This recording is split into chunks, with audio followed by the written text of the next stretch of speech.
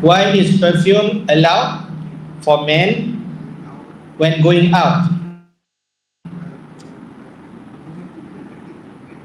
While the woman can be attracted to the men's smell as well. The answer to that, because your Prophet ﷺ says so.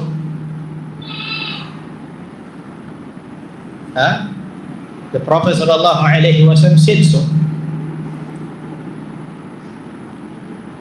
So Allah ﷺ, he said, أيما امرأة استعترت ثم مرت بقوم ليجدوها من ريحها فهي زانية. Any woman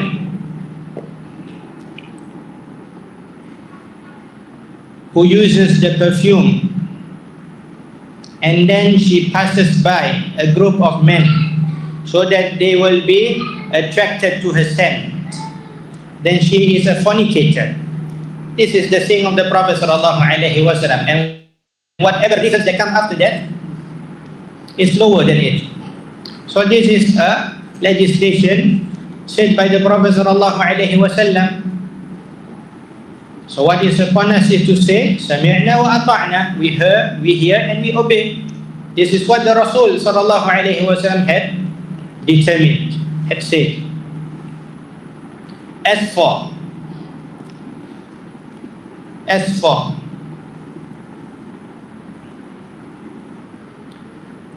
the wisdom behind it, then the ulama, if they were to come up with wisdoms behind it, then they are all ijtihadat. They try to come up with the wisdom behind it,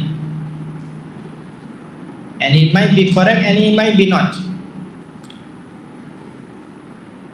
As for a man being attracted to the women due to her perfume, the percentage of it will be what?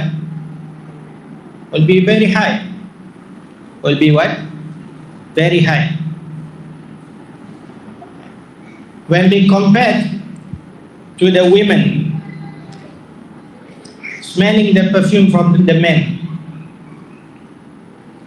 this is not as high as the men being attracted to her. This is one thing. Number two, why are they in the same place? Why are the men and the women at the same place, where the men can smell the perfume of the women and the women can smell the perfume of the men? Why are they in the same place to begin with? They should not be in the same place to begin with.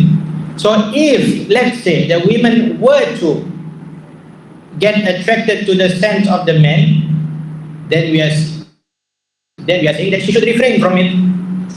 If she knows that she is one who gets attracted easily to the scent or the perfume of a man, then she does not go to places that has these things, the man wearing the perfume and such. She does not get herself into this situation where her desires will be moved and shaitan might play with her. So she avoids such places. Ala kullin barakallahu fikum. The main reason is that Rasulullah ﷺ said so, and that is enough for a believer. Nah.